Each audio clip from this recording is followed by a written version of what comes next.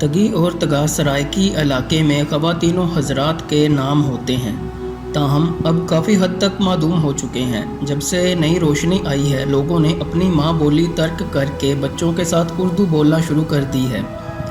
اس کے نتیجے میں مادری زبانوں کا بڑا حرج ہوا ہے۔ آہستہ آہستہ ان کی معدومی کا عمل شروع ہو چکا ہے۔ کافی الفاظ متروک ہو چکے ہیں۔ اگرچہ زمانہ قدیم سے رائج ان زبانوں میں یہ نام باقاعدہ بامعنی تھے، نئی نسل نے ان ناموں کو بے معنی سمجھ کر ترک کر دیا ہے۔ ظاہر ہے جب ایک زبان سمجھ ہی نہ آئے تو وہ انسان کے لیے بے معنی ہو جاتی ہے۔ خیر، اس بحث سے ہٹ کر ہماری کردار تگی نامی حسینہ ہے۔ تگی ڈیرہ غازی خان کے پسماندہ دیہات میں ایک گاؤں کی رہائشی تھی۔ دراز قد، خوبرو اور بے پناہ طاقتور تھی۔ پیشے کے لحاظ سے وہ ڈاکو تھی، مگر اس کے اپنے کچھ اصول تھے۔ ارد گرد کے چند دیہات جہاں اس کی برادری رہائش پذیر تھی، ان کو وہ اپنا علاقہ سمجھتی تھی اور ہمیشہ اس علاقے سے باہر واردات کرتی تھی۔ مشہور ہے کہ ایک نوجوان کو تگی سے عشق ہو گیا۔ وہ رات کو گاؤں سے باہر تگی کی تلاش میں نکل کھڑا ہوا۔ تگی کا کوئی گروہ نہیں تھا، وہ ہمیشہ ڈاکے کے لیے اکیلی جاتی تھی۔ کئی راتوں کی ناکام کوشش کے بعد آخر ایک رات اس کا سامنا تگی سے ہو گیا۔ تگی نے رات گئے اس کے گھومنے کا مقصد پوچھا تو نوجوان نے تگی کے سامنے اپنی محبت کا اظہار کیا اور اس کا ساتھی بننے کی پیشکش کی، مگر تگی شادی شدہ عورت تھی، لہٰذا اس نے معذرت کر لی۔ اس موقع پر نوجوان نے مزاحمت کی کوشش کی تو تگی نے اس کا ایسا بازو مروڑا کہ نہ صرف نوجوان کے سر پر سوار عشق کا بھوت اتر گیا، بلکہ دو جگہ سے ہڈی بھی ٹوٹ گئی۔ ایک دفعہ تگی امید سے تھی، رات کا وقت تھا اور ڈاکے کے لیے نکلی ہوئی تھی۔ راستے میں ایک قبرستان کے پاس سے گزرتے ہوئے اچانک زچگی کا وقت آن پہنچا۔ بہادر اور باہمت تگی نے بچی کو جنم دیا۔ قریبی جوہڑ کے پانی سے بچی اور اپنے آپ کو پاک کیا۔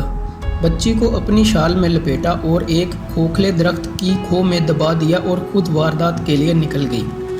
کافی دیر بعد نومولود بچی کو بھوک لگی تو وہ رونے لگی۔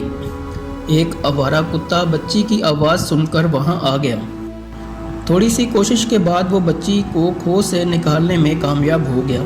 حسب سابق تگی نے وہ ڈاکہ بھی کامیابی سے ڈالا۔ عین موقع پر بچی کو اٹھانے کے لیے قبرستان پہنچی تو کیا دیکھا کہ کتا بچی کو درخت کی کھو سے نکال کر لے جا رہا تھا۔ تگی نے کتے کو مار بھگایا۔ خوش قسمتی سے بچی زندہ تھی۔ اس نے بھوکی بچی کو دودھ پلایا اور گھر لے آئی۔ بعد میں وہ بچی بڑی ہوئی اور تگی کی واحد اولاد ثابت ہوئی۔ ایک دفعہ تگی کے علاقے میں ایک قبائلی خانہ بدوش پٹھان نے ڈیرا ڈالا۔ اس کے پاس سونے کے سکوں کی 2 گاگریں تھیں، جن کی حفاظت پر 2 قد آور خونخوار کتے مامور تھے۔ پٹھان نے اعلان کر رکھا تھا کہ تگی یا کوئی دوسرا ڈاکو یہ اشرفیاں چوری کر لے تو میں اس کو بخش دوں گا۔ دراصل پٹھان کو اپنے کتوں پر بہت مان تھا۔ تگی نے پٹھان کو پیغام بھیجا، تم میرے علاقے میں رہائش پذیر ہو، اس لیے میں تمہیں کچھ نہیں کہوں گی۔ پٹھان نے جواب میں مذاق اڑایا جو تگی کو اچھا نہ لگا۔ خیر، وقت گزر گیا اور پٹھان وہ علاقہ چھوڑ کر آگے بڑھ گیا۔ تگی نے پٹھان کا سراغ لگایا۔ تگی کے شاطر دماغ میں ایک زبردست خیال آیا۔ اس نے ایک کتیا کو پکڑا اور پٹھان کی جھونپڑی کی طرف چل پڑی۔ تگی ابھی جھونپڑی سے آدھا کلومیٹر دور تھی۔ کتوں نے کتیا کی بو محسوس کر لی اور اس طرف دوڑ لگا دی۔ تگی نے کتوں کو اپنی طرف آتا دیکھا تو کتیا کو کندھے سے اتار دیا۔ تگی کتوں کو ان کے حال پر چھوڑ کر چپکے خان کی جھونپڑی میں داخل ہو گئی۔ پٹھان بے غم سو رہا تھا۔ تگی نے اشرفیوں سے بھری گاگریں سر پر رکھیں اور واپسی کی راہ لے لی۔ راستے میں اس نے کتیا کو ایک بار پھر کندھے پر رکھا اور واپس چل پڑی۔ پٹھان کے کتے بھی اس کے پیچھے پیچھے چلنے لگے۔ صبح جب پٹھان نیند سے بیدار ہوا تو اشرفیوں والی گاگریں اور کتے غائب پا کر سخت پریشان ہوا۔ اس نے سوچا ہو نہ ہو یہ تگی کی حرکت ہو سکتی ہے۔ وہ اس کے گاؤں کی طرف چل پڑا۔ وہاں پہنچا تو اس کے دونوں کتے تگی کے گھر کے باہر بندھے ہوئے تھے۔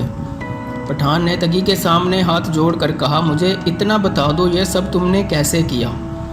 تگی کا جواب سن کر پٹھان اس کی چالاکی کی داد دیے بنا نہ رہ سکا۔